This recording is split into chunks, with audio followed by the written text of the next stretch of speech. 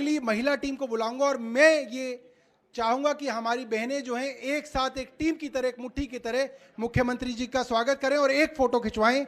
मालविका जी, जसविंदर जी, शिखा अग्रवाल जी, मान्या पाठक जी, तारा मल्होत्रा जी, निर्मल रंधावा जी और निकिता काठव जी, प्लीज एक बार आएं, मुख्यमंत्री जी का स्वागत करें। आपके भाई मुख्यमंत्री जी आपके बीच में है। एक फोटो और एक स्वागत, एक फोटो एक स्वागत।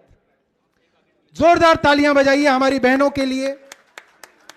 देखिए, सीटीआई की एक खास बात है कि अगर पुरुषों की टीम आगे है तो महिलाओं की टीम भी उनसे आगे है। हर जगह, हर लड़ाई में ये हमारी महिला सीटीआई की टीम सबसे आगे है और व्यापारियों के हक के लिए, व्यापार को बढ़ावा के लिए। प्लीज अब आप अपनी सीट पे जाइएगा। असल में क्या है, फोटो में आधा मिनट ही लगता है, उससे ज्यादा समय नहीं लगता। तो जब तक आप खड़े रहेंगे फोटोग्राफर तो फोटो खींचता रहेगा। अब मैं बुलाऊंगा लाजपत नगर एसोसिएशन का। लाजपत नगर एसोसिएशन से गोपाल डावर जी अपनी टीम के साथ तुरंत आए। गोपाल डावर जी अपनी टीम के साथ आए। और देखिए, लाजपत नगर एसोसिएशन वो एसोसिएशन है जिसने सबसे ज्यादा सीलिंग की मार झेली है। मैं आपको बता रहा था, लाजपत नगर में अमर कॉलोनी में आज भी 600 दुकानें एमसी द्वारा सील हैं और 2018 से सील हैं और आज तक सील हैं। और ये लोग एमसीडी से लगातार लड़ाई लड़ रहे हैं। इनके लिए जोरदार तालियां। ये मुख्यमंत्री जी का स्वागत करेंगे, गोपाल डावर जी और उनकी टीम। एक बार आप सब लोग एक साथ फोटो खिंचा के आप सब लोग जो है दूसरे को मौका दीजिएगा। दूसरी टीम है कीर्ति नगर एसोसिएशन, घनश्याम जी और उनकी टीम, प्लीज आइए। घनश्याम जी और उनकी टीम प्लीज आइए। और बहुत बहुत धन्यवाद लाजपत नगर की टीम का। कीर्ति नगर से घनश्याम जी, कीर्ति नगर से घनश्याम जी और उनकी टीम स्वागत करेंगे मुख्यमंत्री जी का। कीर्ति नगर, सब जानते हैं कि कीर्ति नगर की मार्केट पूरी दिल्ली में नहीं, पूरे भारत के अंदर प्रसिद्ध है। दूर दूर से लोग कीर्ति नगर के अंदर सामान लेने आते हैं। जोरदार तालियां हमारी कीर्ति नगर की एसोसिएशन के लिए। सर नमस्कार। कल हम पंचशील में भी आपसे मिले थे, पंचशील क्लब में जब आप आए थे तो आपसे नमस्ते हुई। आपने एक बड़ा काम किया कि आरडब्ल्यूए को इतना एम्पावर कर दिया और जैसे आप कह रहे थे कि भाई आपको काउंसलर्स की या किसी एमएलए की जरूरत ही नहीं पड़ेगी, हम आपको ही काउंसलर बना रहे हैं। तो सर हम, क्योंकि मैं एलएससी फेडरेशन को रिप्रेजेंट करता हूँ, 106 मार्केटें हैं मेरी फेडरेशन में और तकरीबन 19,000 लोग हैं जिनको मैं डायरेक्टली और इनडायरेक्टली रिप्रेजेंट करता हूँ। मेरी आपसे विनम्र प्रार्थना है कि TWA ट्रेडर वेलफेयर एसोसिएशन को भी आप उसी तरीके से एम्पावर करें जैसे आप RWA को एम्पावर करने की सोच रहे हैं, क्योंकि हम भी उन्हीं रेजिडेंट्स को सर्व करते हैं और शायद हमें भी ऑफिस चाहिए, फर्नीचर चाहिए और हमारी भी एम्पावरमेंट होनी चाहिए। सर दूसरा एक बड़ा महत्वपूर्ण सजेशन मेरा ये है, सर मेरा एक बड़ा महत्वपूर्ण सजेशन ये है, जैसे सौरभ भाई बता रहे थे, मैं अपनी बात सजेशन देने से पहले सौरभ भाई की तारीफ करना चाहता हूं कि भगवान करे सारे एमएलए, सारे एमपी और सारे काउंसलर इन जैसे हों। हमारे एरिया में आपने सौरभ भाई जैसा एमएलए दे रखा है, कमाल है। मेरी ईश्वर से इनको लंबी आयु मिले, खूब तरक्की करें, ऐसी इनको शुभकामनाएं हैं। सर सीलिंग जैसा भस्मासुर हमने आज तक देखा नहीं, और सीलिंग नहीं, एमसीडी जैसा भस्मासुर हमने देखा नहीं। जैसे वो शोले में डायलॉग था ना जी कि सो जा नहीं तो गब्बर आ जाएगा, तो हमें हर सुबह उठते ही हमें डर लगता है कि आज पता नहीं कौन सी एमसीडी का अफसर आने वाला है, कौन हमें सील करने वाला है। सर मेरा ये कहना है, जैसे फांसी की सजा किसी आदमी को नहीं दी जा सकती, रेयरेस्ट ऑफ रेयर क्राइम अगर उसने नहीं किया है, उसी प्रकार से आप जब आ जाएं तो आपको सीलिंग का कानून ही खत्म कर देना चाहिए कि किसी भी वजह से सीलिंग नहीं होगी आपकी दुकान की। क्या कारण है कि क्यों मेरी दुकान सील की जाए? आप मुझसे हर्जाना ले लो, कन्वर्जा ले लो, पेनल्टी ले लो, कुछ भी ले लो, पर मेरी दुकान पर बगैर नोटिस दिए कल हाउस टैक्स वाला आ जाए, ट्रेड लाइसेंस वाला आ जाए, बोर्ड वाला आ जाए, कोई भी आ जाए, वो कह रहे तुम्हारी दुकान सील करूंगा जी, तो दुकान सील कर दी तो हम होंगे कहाँ? डिफेंस कॉलोनी का उदाहरण दे रहे थे भाई साहब। डिफेंस कॉलोनी पिछले 5 साल से सील पड़ी है सर। डिफेंस कॉलोनी की मार्केट ऐसी मार्केट है जिसने 15 गुना दामों पर दुकान में दुकान करने के लिए दुकान खरीदी है, उसने मकान में दुकान नहीं करी, और दुकान में होने के बावजूद तो 5 साल से सील पड़ी है सर। इससे ज्यादा अन्याय हमने तो अपने जीवन में, छोटे से जीवन में देखा नहीं है। मेरी आपसे विनम्र उम्मीद भी है, आशा भी है और प्रार्थना भी है कि आप आते ही पहले हफ्ते में ही जो दुकानें ये कन्वर्जन चार्जेस की वजह से या इलीगली सील पड़ी है, मॉनिटरिंग कमेटी का नाम लेकर, एमसीडी का नाम लेकर, डीडी का नाम लेकर, वो तुरंत खोल दें सर, एक ही झटके में अध्यादेश लाएं या हाउस से पास करें। ये मेरी एक बड़ी प्रार्थना आपसे है। और दूसरी प्रार्थना ये है कि आप TWA की को भी RW की तरह एम्पावर करें sir. Thank you sir, thank you. Thank you. अगले जो भी होंगे प्लीज संक्षिप्त में अपनी बात रखिएगा ताकि सब लोगों की बात हो जाए, क्योंकि अगर आप लंबी बात करेंगे तो आने वाले जो लोग हैं, हम ज्यादा से ज्यादा लोगों को बुलवाना चाहते हैं, उनको समय नहीं मिलेगा। Rajeev Goyal, president Dwarka industrial area. Rajeev ji, Bawana industrial area, Rajeev Goyal.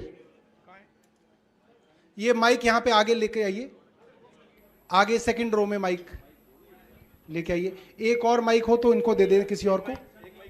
एक माइक आगे की तरफ रखें, एक पीछे की तरफ रखें। आदरणीय मुख्यमंत्री जी, बहुत बहुत नमस्कार। मैं इंडस्ट्रियल एरिया बवाना से रिप्रेजेंट करता हूं। हमारे यहाँ भी वही एमसीडी का कहर है। जब हमारा इंडस्ट्रियल एरिया DSIDC के अधीन है तो अभी तक भी हम लोगों को एमसीडी का प्रॉपर्टी टैक्स लिया जाता है, जिसके बदले में कोई भी सेवाएं नहीं है। 21 साल हमारे को हो गए हैं और उसके नाम पर कम से कम भी बहुत फैक्ट्रियाँ सील हुई। जबरन बहुत गुना सरचार्ज लेके, टैक्स देके हमने लिया। मेंटेनेंस के लिए हम हालत 16-17 रुपया पर स्क्वायर मीटर एक मेंटेनेंस कंपनी को देते हैं। उस सब के बावजूद भी एमसीडी का फैक्ट्री लाइसेंस, जबकि अप्रूव्ड DSIDC का एरिया, DPCC की कंसर्ट हम लोगों के पास है, फिर भी लाइसेंस लेने के लिए हम बाध्य हैं। 1,000 रुपये की फीस को बढ़ाकर 15,000 रुपये कर दिया गया। तो मेरा आपसे अनुरोध है कि इस जंजाल एमसीडी से हमें जल्द से जल्द मुक्ति दिलाई जाए। दूसरा, हम लोगों को फंड की थोड़ी सी दिक्कत रहती है, तो जल्द से जल्द अगर फ्री होल्ड हो जाए। 21 साल हो गए, अभी तक भी हमारा इंडस्ट्री एरिया लीज होल्ड है। धन्यवाद सर। Thank you. अगली सजेशन आई हुई है राजेंद्र शर्मा, सदर बाजार। परम आदरणीय CM साहब, सौरभ भारद्वाज जी, विदेश गोयल जी, मैं राजेंद्र शर्मा, फेडरेशन ऑफ सदर बाजार का जनरल सेक्रेटरी। हमारे यहाँ 63 एसोसिएशन है सर।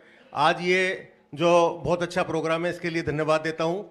और मैं आज हमारा समस्याओं का आज नहीं होना चाहिए, हमारा एक ही मकसद होना चाहिए कि भारी बहुमत से हम आम पार्टी को जितवाएं। बहुत बढ़िया, बहुत बढ़िया। और सर, मैं ज़्यादा ना कह के जिस बात के लिए हम आम पार्टी के कायल हुए हैं, सिर्फ 1-2 बात कहूँगा क्योंकि टाइम बहुत कम है। सबसे पहले सर, हर साल हमारे यहाँ बाजार में पानी भर जाता था, जिसमें के 6-6 फुट पानी भर जाता था और करोड़ों रुपए का माल हमारा खराब हो जाता था। हमारा एक प्रतिनिधि मंडल सौरभ जी के पास गया और उन्होंने एक ही मीटिंग में हमारी समस्या का ऐसा हल किया कि इस बार बिल्कुल भी नुकसान नहीं हुआ और हमारे 40,000 दुकानदार इनको दुआ देते हैं। दूसरा मैं बताऊंगा सर, हमारे दुकानदारों पर तलवार लटकी रहती थी इंस्पेक्टर राज की।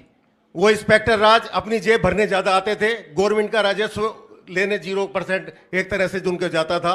आपने बहुत अच्छा काम किया। एक भयमुक्त जो व्यापार हम कर रहे हैं, उसके लिए बहुत बहुत धन्यवाद। सिर्फ एक सब रिक्वेस्ट सर आपसे है कि थोक बाजारों में इंफ्रास्ट्रक्चर इतना खराब है, ये आपकी जो एमसीडी आएगी इसके साथ मिलके उस पर जरूर काम करना है। अगर ये हो गया तो हमारा व्यापार कम से कम 4 गुना बढ़ जाएगा, क्योंकि इसमें हमारे जो यंग जनरेशन है वो बिल्कुल भी व्यापार करके राजी नहीं है।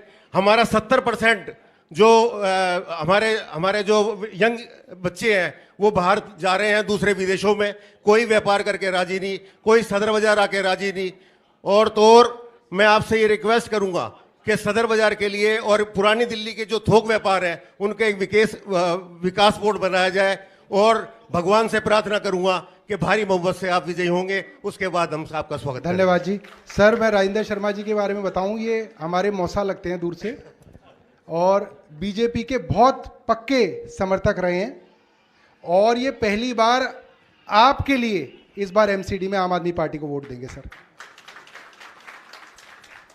अगली बारी है राजेंद्र मित्तल जी, मंगोलपुरी से। माननीय मुख्यमंत्री जी, सबसे मैं Rajendra Mittal, Mangolpur industrial area phase 1 CTP society का प्रधान हूँ जी। सबसे पहले तो आपका बहुत बहुत धन्यवाद। आपने अपने इतने व्यस्तम समय से समय निकालकर हम लोगों के साथ में जो इंटरेक्शन कर रहे हैं और हमारी जो समस्याएं हैं वो सुन रहे हैं, उसके लिए बहुत बहुत धन्यवाद। सर, मैं अपनी बात बड़ी संक्षिप्त में रखूंगा। दो चार पांच प्रॉब्लम्स हैं हम इंडस्ट्री एरिया में। सबसे पहले जैसे कि अभी राजीव जी ने, बवाना वालों ने कहा था लाइसेंस की प्रॉब्लम। अप्रूव्ड इंडस्ट्री एरिया में बैठने के बावजूद भी हम लोगों को जो है इंडस्ट्रियल लाइसेंस लेने पड़ते हैं। ठीक है, अगर आप ये चाहते हैं कि भी इंडस्ट्रियल लाइसेंस लें, वो कम से कम वन टाइम अगर आप इंडस्ट्रियल लाइसेंस कर देंगे, रिन्यूअल की जरूरत ना पड़े, तो इसलिए भी हमें काफ़ी बेनिफिट हो जाएगा। दूसरा, अनऑथराइज कंस्ट्रक्शन पूरी दिल्ली में चल रही है सर, और अनऑथराइज के नाम पे जैसा कि अभी खंडेलवाल साहब कह रहे थे कि भी मालिक जो है वो कंगाल है और जो स्टाफ है वो मालदार है। आज अगर हम लोग उसको रेगुलराइज कर देते हैं तो इससे जो है गवर्नमेंट को तो पैसा मिलेगा ही, हम लोगों के ऊपर जो अनऑथराइज कंस्ट्रक्शन की तलवार लटकी हुई है वो भी हम उससे भी छुटकारा हमें मिलेगा।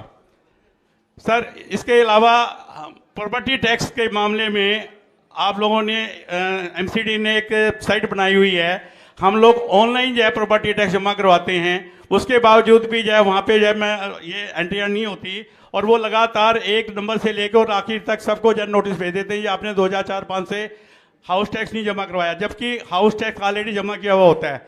तो वहाँ पे भी जो है हम लोगों को जो है सुधार की ज़रूरत है।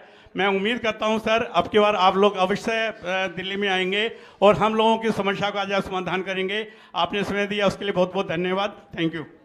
अगला नाम है अमरिंदर जी, एमएसएमई। एमएसएमई से अमरिंदर जी। नमस्कार सर जी। Very good afternoon sir. आज आपसे बात करने का मौका मिला, एमएसएमई को थोड़ा हम लोग रिप्रेजेंट करते हैं सर। हम लोग व्यापारी हैं, हम लोगों को पोस्ट कोविड ऑलरेडी इतनी प्रॉब्लम्स फेस हुई हैं, इतने we lost many near and dear ones. But sir इस टाइम दिल्ली के अंदर कई मुद्दे बोले सबने कि MCD license is a most prominent one. आपको एमसीडी लाइसेंस को बिल्कुल ख़त्म करना चाहिए, बिकॉज ये it is causing a lot of harassment sir, it is causing lot of harassment sir. Secondly sir, एक इनोवेटिव एक सिंगल विंडो रजिस्ट्रेशन कर सकते हैं एमएसएमई के लिए, because as you know MSME is a backbone of India sir. हम लोगों को एमएसएमई को जितना प्रमोट करेंगे, हमारा छोटा व्यापार, ऑलमोस्ट आपके साथ हम सारे छोटे व्यापारी जुड़े हैं, because you are our educated minister sir, we really have a high upon you sir. Third sir, आपको पता है सर, आप पोल्यूशन के ऊपर बहुत काम कर रहे हैं सर। आपको पता है कि जो आज कूड़ा जलाया जा रहा है, जिसकी वजह से हम लोग सारे खांस रहे हैं यहाँ पे सर, इस कूड़े को जलाने की वजह से इंडस्ट्री बदनाम होती है, जबकि इंडस्ट्री सारी कंप्लायंट है, क्योंकि जो बिजनेस कर रहे हैं वो बिना कंप्लायंस के बिजनेस कर ही नहीं सकते सर, आगे सप्लायर्स को ही नहीं सप्लाई कर सकते। तो जो मेन कंप्लायंस है पोल्यूशन का, ये आज इंडस्ट्री पे जाके सारा बर्डन डाल देते हैं। ऑफिसर जाते हैं उधर, इंडस्ट्री को चलान कर देते हैं, कोई इंडस्ट्री के अंदर कोई थोड़ी सी भी कंप्लायंस हो तो उसी पे ही सारा बर्डन आ जाता है। इससे सर हम लोग बहुत इफेक्टेड हैं दिल्ली के अंदर, and being an educated person I really hope sir you'll give all solution to us and you'll win sir. Thank you very much. बहुत बहुत धन्यवाद। अगला मैं बुलाऊंगा राजेश आहूजा जी, करोल बाग से। किधर है? अच्छा, यहाँ सबसे आगे हैं, फर्स्ट रो में। बहुत बहुत धन्यवाद सौरभ जी। और सबसे पहले मेरे माननीय मुख्यमंत्री जी के लिए जोरदार तालियां चाहूंगा मैं। दोस्तों, इससे पहले एमसीडी की समस्याएं बताऊं। सबसे पहले बताऊंगा, जब दिल्ली सरकार में नोटबंदी हुई थी, वेट की रेट लगातार मार्केट में पड़नी शुरू हो गई थी। माननीय मुख्यमंत्री के पास हमारा डेलीगेशन गया, उन्होंने स्पष्ट बोला आज के बाद आपके पास कोई इंस्पेक्टर आता है जस्ट मेरी बात कराइए। उसके बाद से उसी दिन से रेट बंद हो गई थी वेट की। दूसरा, उसके बाद जब जीएसटी लगा तो कपड़े के ऊपर 5% वैट लगा था। मैं कपड़े का व्यापारी हूं, इसलिए कपड़े की बात जरूर रखूंगा। 5% वैट लगा। हमारे उस समय के प्रधान भाई रमेश आहूजा जी, जो राष्ट्रीय सचिव भी हैं सीटीआई के, साथ में गए और उनसे निवेदन किया कि बच्चे की लंगोट पैदा होते ही और मरते दम तक कफन पे भी अगर कपड़े पे लंगोट टैक्स लगेगा, जीएसटी लगेगा तो ये गलत है। और तुरंत प्रभाव से माननीय मुख्यमंत्री जी ने संज्ञान लेते हुए उसी दिन कपड़े से जीएसटी को हटा दिया था, वेट सा उस समय हटा दिया था। जोरदार तालियां। एक ध्यान स्पेशल दिलाना चाहूंगा, इतना कन्वर्जन चार्ज लेने के बाद कीर्तिनगर में मैं रहता हूं, वहां फर्नीचर ब्लॉक के नाम से पूरी मार्केट है, जो ऑलरेडी फर्नीचर ब्लॉक के नाम से ही है। सुबह 4 बजे सर्दियों में, कड़कती सर्दियों में लोगों को उठाकर दुकानों को सील किया गया, जो बिल्कुल अमानवीय है और निंदनीय है एमसीडी के लिए। मैं चाहूंगा, क्योंकि मेरे कहने से या किसी के कहने से दिल्ली सरकार में एमसीडी में केजरीवाल सरकार आ चुकी है, लगभग ये पूरा हो चुका है, 250 से ऊपर का आंकड़ा पार हो चुका है। सिर्फ एक 4 तारीख को आपने उठकर जो वोट देना है और 7 तारीख को रिजल्ट आना है वो बाकी है। मुझे मालूम है मेरे मुख्यमंत्री जी को कुछ भी दर्द बताने की जरूरत नहीं है, उनको सब व्यापारियों का दर्द मालूम है। Thank you so much, thank you so बहुत बहुत मच। धन्यवाद, बहुत बहुत धन्यवाद। अगले व्यापारी हमारे बीच में है चावड़ी बाजार से दिलीप बिंदल जी, ये सामने सेकंड रो में है। नमस्कार केजरीवाल जी, मेरे पास कल ब्रजेश गोयल जी का फोन आया तो मैं माता के दरबार में पहुंचा ही था और मैंने कहा माता जी ने आपकी बात सुन ली, इस बार दिल्ली में सरकार आप ही की आएगी, तो मैं ये आप सभी को बधाई देता हूं। फिर कुछ लोग जो बीजेपी के भी थे वो मेरे साथ बैठे थे, बोले जी केजरीवाल जी का एक काम बताओ जो सही हुआ। तो मैंने कहा सबसे पहले आप ये बताओ। उन्होंने कहा था जब भी मेरी सरकार दिल्ली में आएगी तो किसी व्यापारी के रेड नहीं होगी, दिल्ली में रेड नहीं होगी। क्या तुम्हारे किसी के रेड हुई? बोला नहीं हुई। बोला एक काम तो गिन लिया, चलो दूसरा बताओ। मैंने कहा क्या स्कूल में बच्चे पढ़ के जो सरकारी स्कूल में गरीब बच्चों ने शिक्षा ली, क्या उनको फायदा मिला नहीं मिला? बोला ठीक है जी मिला। थोड़ा सा शॉर्ट में प्लीज। हाँ 2 मिनट में लूंगा सिर्फ, 2 उसके बाद मैं शॉर्ट में कर दूंगा। उसके बाद शिक्षा के बाद चिकित्सा की बात आई तो उन्होंने उसको भी एक्सेप्ट किया। तो बोले, मैंने कहा भाई बीजेपी का क्या हुआ? दही के ऊपर जीएसटी लग गया। सफाई के ऊपर हर दुकानदार को 600 रुपए देने हैं, शायद किसी को पता नहीं पता, पुरानी दिल्ली के सभी उनको देना है। अब मैं अपना संज्ञान केवल आपका इस बात पे चाहूंगा, गाजीपुर में हमारे को चावड़ी बाजार की जगह नई जगह अलॉट हुई है, उसके अंदर पहले जो हाउस टैक्स था 25,600 रुपये था मात्र, जो पिछले कोविड के टाइम में 2016 में 1,02,000 रुपये कर दिया और आज उसकी कैटेगरी भी चेंज कर दी और उसके रेट भी बढ़ा दिए, तो 2,43,000 है मात्र 200 गज के प्लॉट पे, केवल 200 गज के प्लॉट पे 2,43,000। वहां पे कोई सुविधा नहीं है, एक तरफ खोड़ा बस्ती है, एक तरफ स्लोटर है, एक तरफ आपने देखा हो पहाड़ों का ढेर है, सपेरा बस्ती है। तो इसलिए मैं ये चाहूंगा कि उसकी भी समस्या कम से जल्द दूर हो। और रही बात इसकी लाइसेंस की, लाइसेंस को पहले 3,000 रुपये था जो आज 56,000 रुपये हो गया हमारा गाजीपुर का। तो मतलब ये नहीं समझ में आ रहा कि उधर से एमसीडी हाउस टैक्स भी ले रही है, उधर से सफाई चार्ज भी ले रही है, उधर से लाइसेंस भी ले रही है, तो हाउस टैक्स का फायदा ही क्या है? तो मैं ये चाहूंगा कि सभी एक बार जोर से नारा भी लगाएंगे, केजरीवाल। मैं अभी जोर से आवाज नहीं, सिर्फ केजरीवाल। थैंक यू आपका। अब ये लास्ट है और उनको वो बिल्कुल शॉर्ट में बोलें क्योंकि समय की बहुत दिक्कत है। इलेक्शन कमीशन का निर्देश है कि एक समय से पहले हमें ख़त्म करना है। तो गुलफ्सा कुरैशी विमेन एंटरप्रेन्योर हैं। रिस्पेक्टेड मुख्यमंत्री जी, सबसे पहले तो आपको गुड आफ्टरनून।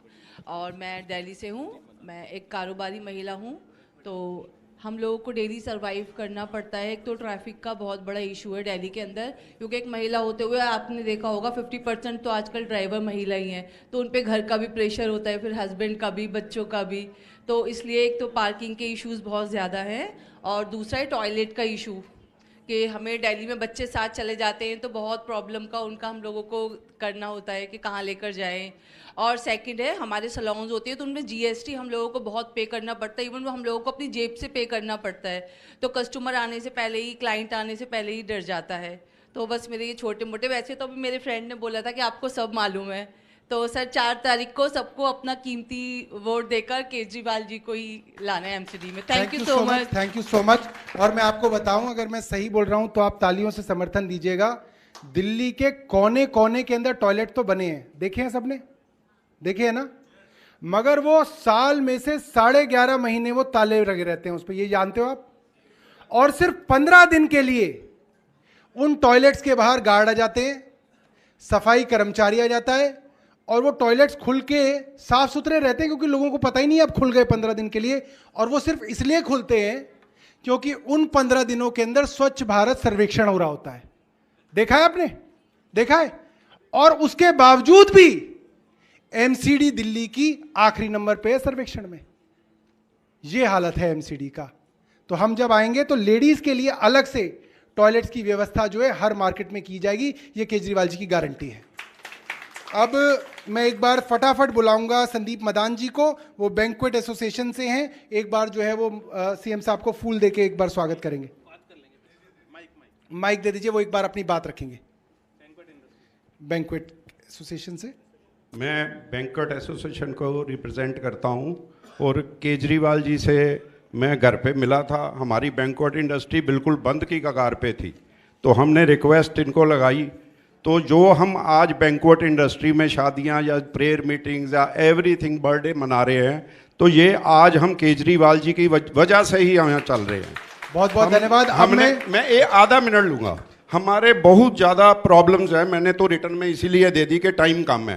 तो हमें केजरीवाल जी ने अपने घर बुला के अपने साथ सीट पे बुला के तसल्ली दी कि हम बैंकट वालों को, क्योंकि 5 लाख बंदा सीजन में जुड़ता है बैंकट इंडस्ट्री के साथ, हम अनस्किल्ड स्किल्ड सब आज खाना चल रहा है जी, ये आपकी वजह से चल रहा है। मैं ज़्यादा नहीं बोलूँगा, प्रेजेंटेशन में मैंने सब कुछ लिख दिया। प्रॉब्लम्स बहुत हैं, तो ब्रजेश जी, सुरेश जी, अपने भारद्वाज जी ये हमें सपोर्ट करते ही हैं। तो आपकी नॉलेज में उस वक्त भी आपने बोला था कि सिकंदर जैन जी की हमारी सारी प्रेजेंटेशन आपको पहुंचती थी। प्लीज, मैं ज़्यादा नहीं कह रहा, धन्यवाद। और एक बार इस बार आम आदमी पार्टी को एमसीडी में ले आइए। जो हम व्यापारी लोग डरते हैं ना, हम व्यापारी लोग डरते हैं कि बीजेपी ने ये किया, हम सबको पता है क्या हो रहा है। तो एक बार चांस दे दो, ये मैं गारंटी करता हूं। मैं ब्रजेश जी और सुरेश जी हमेशा ही ये बोलते हैं, एक बार सीटीआई के थ्रू आप व्यापारी लोग जुड़ जाओ तो कहीं आम आदमी पार्टी नहीं जाने वाली। धन्यवाद। Thank you so much. अब हमारे बीच में मैं आपको बता दूं कि प्रीति तोमर जी और मदन लाल जी 2 विधायक हमारे बीच में हैं। उनका बहुत बहुत यहाँ पे आपके बीच में स्वागत है। एक बार मैं अमर कॉलोनी से संजय जी को माइक देने के लिए कहूँगा, बस एक बार, बस लास्ट बार। संजय जी को एक बार यहाँ पे माइक दे दीजिए, यहाँ पे माइक लाके। संजय जी अमर कॉलोनी से, हाँ आप दे दो, हाँ दे दो, आप भी दे दो। लाई एक बार संजय जी बताइए कि जो अंकल जी अमर कॉलोनी से आए थे उनके बारे में थोड़ा सा बताइए, मैं भी नहीं जानता हूँ। नमस्कार जी। माइक अपने पास ले आइए। नमस्कार जी। माइक मुंह के पास अमर कॉलोनी के अंदर से जो 2018 को सीलिंग हुई थी, 2008 में, सॉरी 8 मार्च को, उसका इफेक्ट हमारी पूरी मार्केट में, पूरी दिल्ली में भी पड़ा है। वो अंकल एक दुकान के मालिक हैं, आज वो मंदिर के आगे फूल बेचते हैं ना, हमें रोना आता है उनको देख के, फिर हम उनके हाथ के पले हुए हैं। और मैं खुद एक व्यापारी था कपड़े का, आज मैं खुद एक होटल खोल के बैठा हूँ उसी जगह पे, पटरी के अंदर। मतलब हम अपने मालिक, दुकान के मालिक होके हम पटरी वाले हो गए। आज हमारी कोई कहीं सुनवाई नहीं हो पा रही। हम हर नेताजी के हर चीज चले गए, लेकिन कोई हमारी नहीं सुन रहा। हर बंदे के हाथ जोड़ के गए कि हमारी दुकान है, हमें रोजी रोटी दे दो बस, हमें और कुछ नहीं चाहिए, हम कमा लेंगे, हम कर लेंगे काम, हम आपके पास नहीं जाएंगे, लेकिन हमारी रोजी रोटी हमें मिलनी चाहिए बस। बहुत परेशान हो गई पूरे हमारी मार्केट में। अगर देखो एक एक बंदा रो रहा है, एक एक बंदा। आप सिर्फ एक बार हाथ जोड़कर बनती है कि एक बार हमारी मार्केट में झाँक कर देखिए। मैंने कहा हमारी मार्केट पूरी दिल्ली की सीलिंग खुलनी चाहिए, सिर्फ हमारी मार्केट नहीं, पूरी दिल्ली जितनी भी सीलिंग है सबकी सब खुलनी चाहिए। मैं आपसे हाथ जोड़ के मांग कर रहा हूँ, अमर कॉलोनी मार्केट से हूँ मैं, प्लीज एक बार हमारी सुननी है। ये मैं इनके हाथ का पलूं। आज हमें आंसू देख के होते कि मेरे बाप जी उम्र का कि हमारे सामने फूल बेच रहा मंदिर के आगे। मेन मार्केट के अंदर दुकान है इनकी, मेन मार्केट में दुकान थी। ये बंदा माइक देना उनको, माइक भीख नहीं मांगता, सिर्फ कमाना चाहता है। एक बार माइक देना भैया उनको जरा। मेरी दुकान से ना भीख मांग के खा, बताओ मेरा दिल का बात से लालू मेरे ऊपर काम नहीं, बात मंदिर से मांग के खाता, कोई आटा देता, कोई चावल देता, बताओ।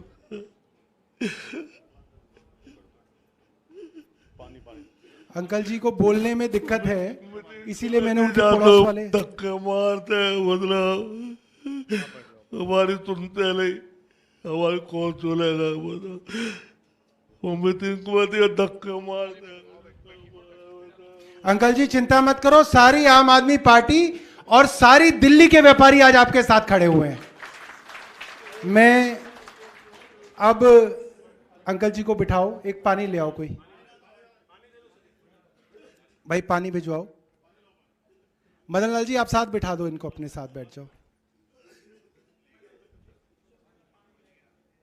आप देखिए ऐसे फूट फूट के किसी व्यापारी को कब देखा हमने दिल्ली के अंदर। और मुझे अभी इन्हीं के पड़ोस जो संजय जी आए, उन्होंने मेरे को वीडियो भेजा कि आप फेसबुक पे वीडियो डले हुए हैं, आप दिखाओ।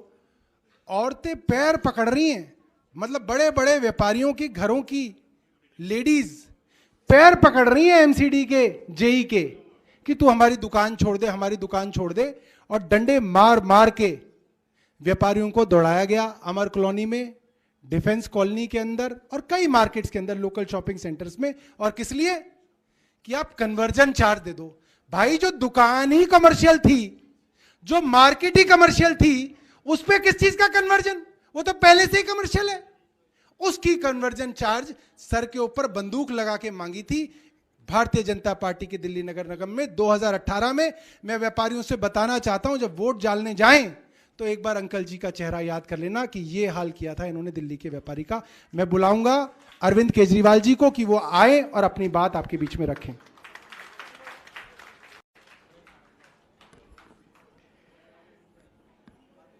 आप सब लोगों को मेरा नमस्कार। सबसे पहले तो आप सबका तहे दिल से बहुत बहुत शुक्रिया। आप इतने शॉर्ट नोटिस में आज समय निकाल के वर्किंग डे में आप हम लोगों से मिलने के लिए आए। मैं बहुत बहुत आप लोगों का शुक्रिया अदा करता हूं। आप सब लोगों की मैंने समस्याएं सुनी। मुझे पता था कि एमसीडी से बहुत सारी समस्याएं हैं, लेकिन इतनी ज़्यादा समस्याएं हैं और इतना ज़्यादा दर्दनाक माजरा है, ये तो कोई सोच भी नहीं सकता था। बहुत सारे कारण हैं कि इस बार बदलाव होना चाहिए।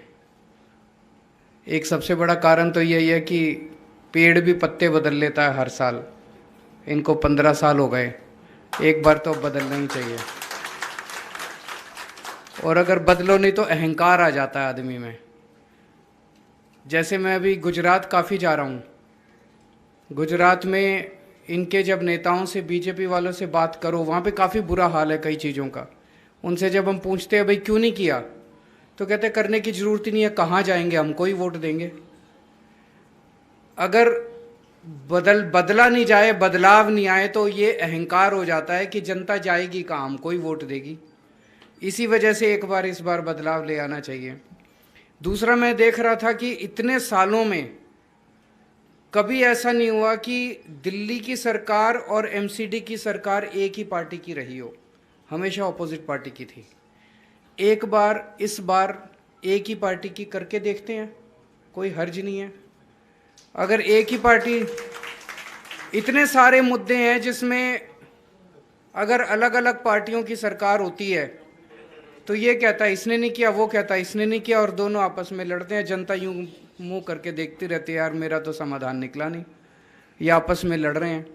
पार्षद कहता है एमएलए ने नहीं किया, एमएलए कहता है पार्षद ने नहीं किया।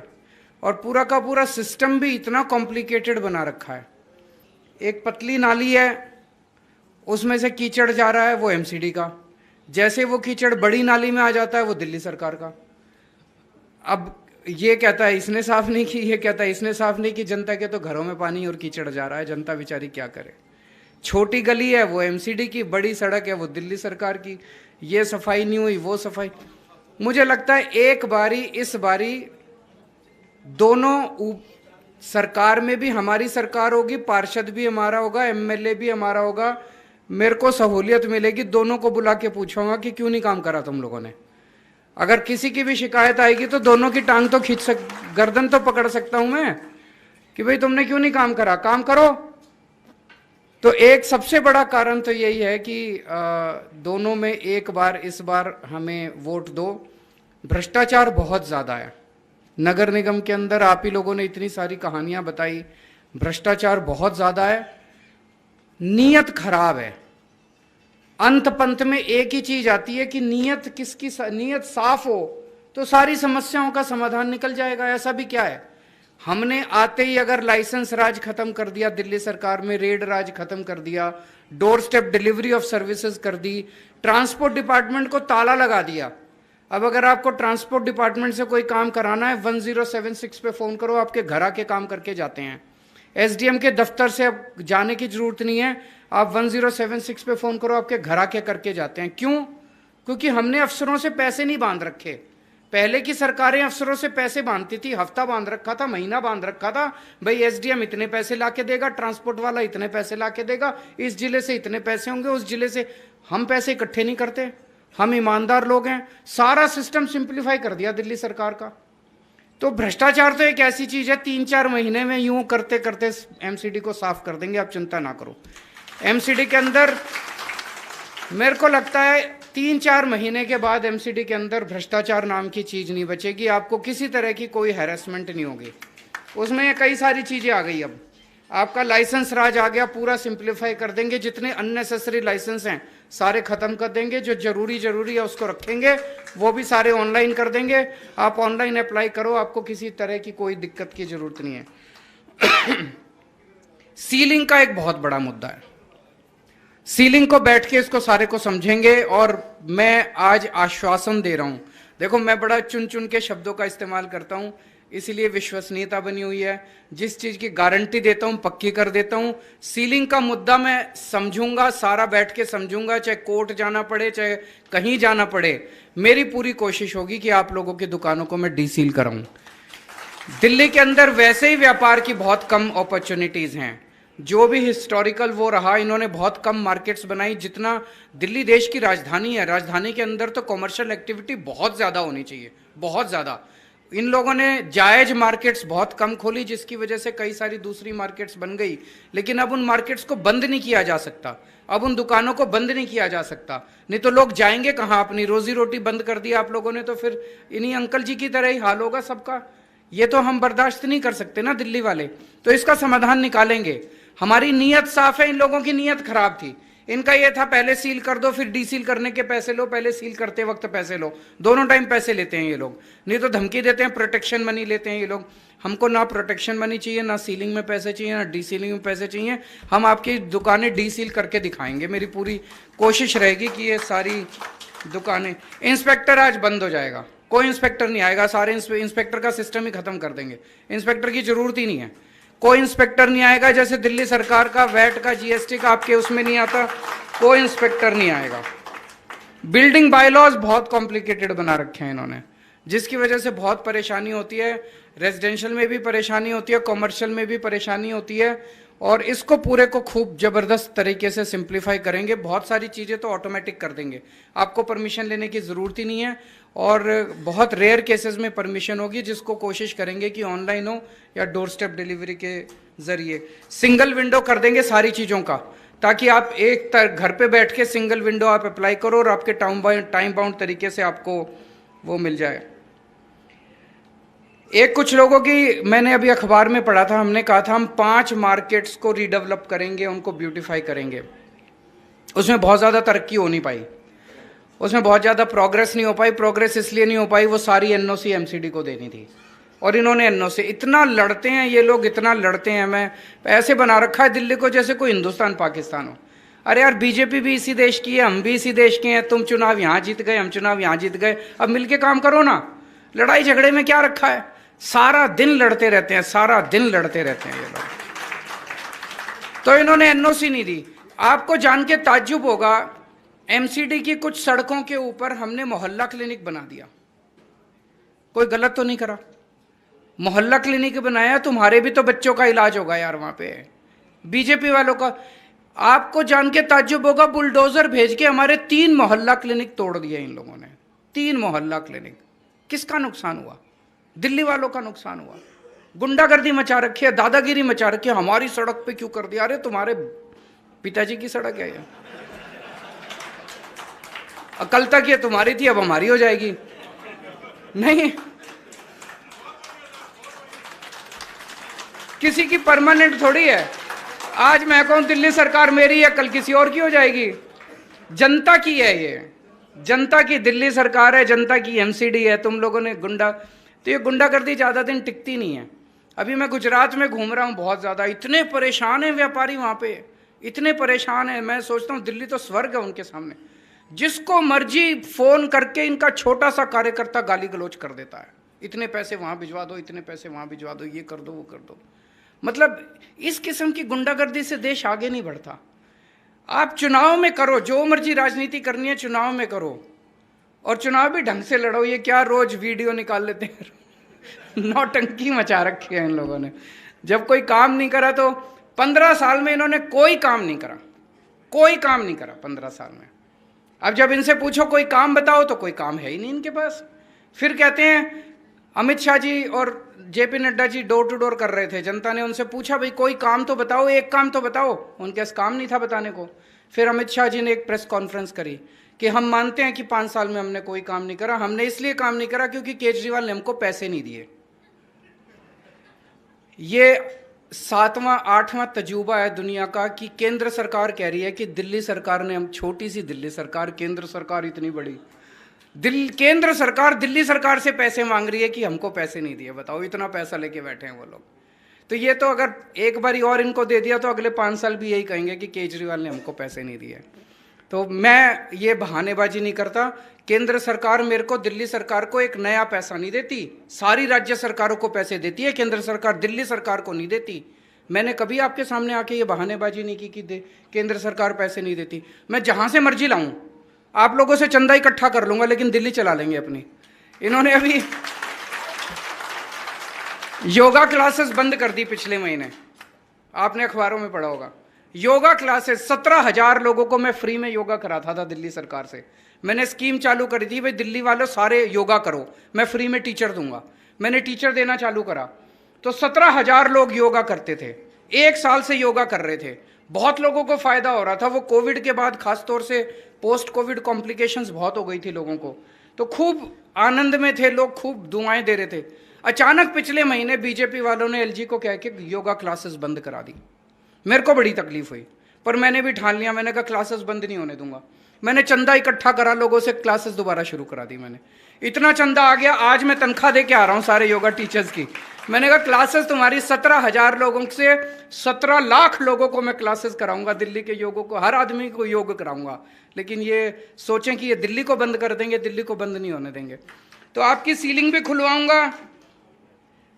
ये जितने एनओसी का पंगा था, इंफ्रास्ट्रक्चर की बहुत प्रॉब्लम है, मार्केट्स की बहुत बुरी। अब एक अंकल जी बता रहे थे कि बच्चे काम ही नहीं करना चाहते, वो सेकंड जनरेशन जो है, वो अगली जनरेशन काम ही नहीं, बिल्कुल सही कह रहे हैं। इतनी बुरी हालत है, मार्केट्स में चले जाओ ऐसे लगता ही नहीं कि कोई, इनको मॉडर्न मार्केट बनाना है अपनों को। कोई आए तो वहाँ पे लगना चाहिए कि दिल्ली की मार्केट में आया है यार। आप पेरिस जाते हो, टोक्यो जाते हो, न्यूयॉर्क जाते हो, वॉशिंगटन जाते हो, लगता है कि किसी अच्छे शहर की मार्केट। इनको बनाएंगे, सारी मार्केट्स को अच्छा बनाएंगे। अब ऊपर और नीचे एक ही सरकार होगी तो फंड की भी वो कोई दिक्कत नहीं रहेगी। मार्केट की रीडेवलपमेंट करने, उसमें एमसीडी की भी जो जो चीज़ें हैं वो भी ठीक कर देंगे, दिल्ली सरकार की जो जो चीज़ें हैं वो भी ठीक कर देंगे। सुंदर बनाएंगे मार्केट्स को। चांदनी चौक में एक अटेम्प्ट किया है, कई लोगों को पसंद भी आया, लेकिन और अच्छा करेंगे। सारी मार्केट्स को हम बहुत अच्छा करेंगे। सफाई की व्यवस्था को ठीक करेंगे। कन्वर्जन चार्जेस और पार्किंग चार्जेस का ये जो मसला है, इन्होंने लूट मचा रखी है, इसको आपके साथ मिलकर इसको ठीक करेंगे। पार्किंग की व्यवस्था ठीक करनी है सारी मार्केट्स के अंदर। हर एक मार्केट की अलग अलग समाधान होगा। कहीं अंडर ग्राउंड पार्किंग बनेगी, कहीं स्टैक पार्किंग बनेगी। आपके साथ मिलके, आपकी एसोसिएशन के साथ मिलके इनका सबका समाधान निकालेंगे।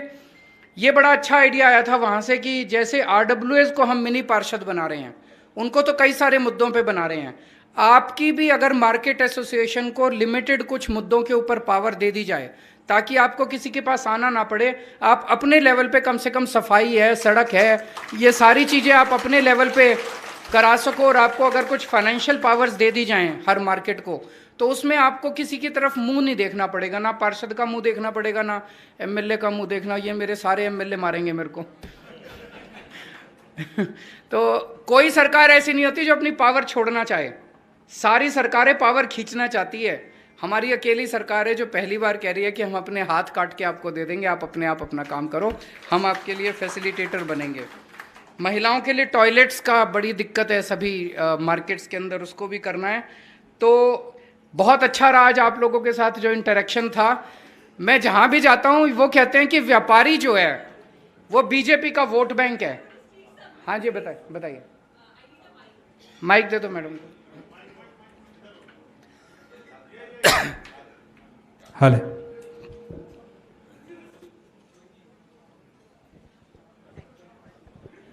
सर, सबसे पहले आई एम सो सॉरी मैं बीच में बोली, बिकॉज मैं बोलना बहुत देर से जाती थी।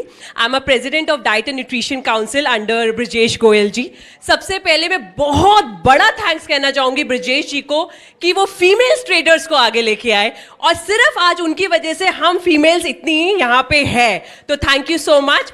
और सर फीमेल्स को सिर्फ टॉयलेट नहीं चाहिए, हम 18% जीएसटी पे कर रहे हैं, हम इनकम टैक्स पे कर रहे हैं और अपने फैमिली को भी देखते हुए, बच्चों को भी देखते हुए एक बिजनेस एम्पायर चला रहे हैं। आज मेरी 53+ फ्रेंचाइजेस है सर वर्ल्ड ओवर और बहुत अच्छा टैक्स सब कुछ पे कर रहे हैं। तो सर हमें कुछ कंसेशन डिस्काउंट चाहिए सिर्फ एडवर्टाइजमेंट पे। हम पूरा रेडी है टैक्स पे करने के लिए, जीएसटी पे करने के लिए, but just a little concession on our advertisement ताकि हम और उस चीज को सेल करें और अपनी गवर्नमेंट को हम टैक्सेस दे। We are really okay. So we need a leader like you and we are really really happy to have आप in our country, entire country as well. Thank you so much, sir. ये सब संभव है अगर ईमानदार। आप ये जितनी होर्डिंग देखते हो पूरी दिल्ली में, आपको जान के ताज्जुब होगा, आधी से ज्यादा होर्डिंग जो है वो इलीगल है। अगर ये सारी लीगल हो जाए और सबकी फीस आने लग जाए तो अपने आप ही एडवर्टाइजमेंट की फीस आधी हो जाएगी। जिस दिल्ली के अंदर जितनी पार्किंग है, आधी से ज्यादा पार्किंग इलीगल है, इनके नेताओं को पैसे जाते हैं। अगर ये सारी लीगल कर दी जाए, आपकी पार्किंग की फीस दिल्ली में आधी हो जाएगी। बहुत सारी चीजें हैं, इतना करप्शन है, अनइमेजिनेबल है। एक ही चीज है, अच्छी नीयत की सरकार चाहिए, साफ नीयत की सरकार चाहिए और पढ़ी लिखी सरकार चाहिए। जैसे उन्होंने भाई साहब ने कहा, हम पढ़े लिखे भी हैं और नीयत भी साफ है।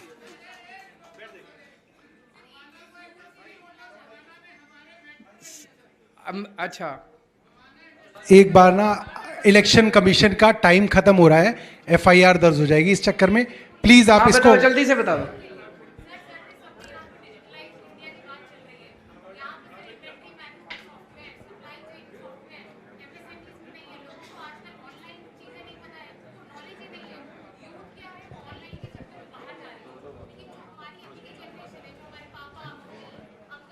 ये इलेक्शन कमीशन की दिक्कत है, प्लीज आप समझिए। इलेक्शन का माहौल है, टाइम खत्म हो रहा है, बाद में आके मिल लेना चुनाव के बाद। इलेक्शन के की वजह से दिक्कत है। अभी तो एक ही काम करना है कि खूब जम के सबको बोल दो, चाहे आपके बीजेपी वाले दोस्त हों, कांग्रेस वाले दोस्त हों, उन सबको बोलो भाई एक बारी सारे जने मिलके केजरीवाल को वोट दे दो।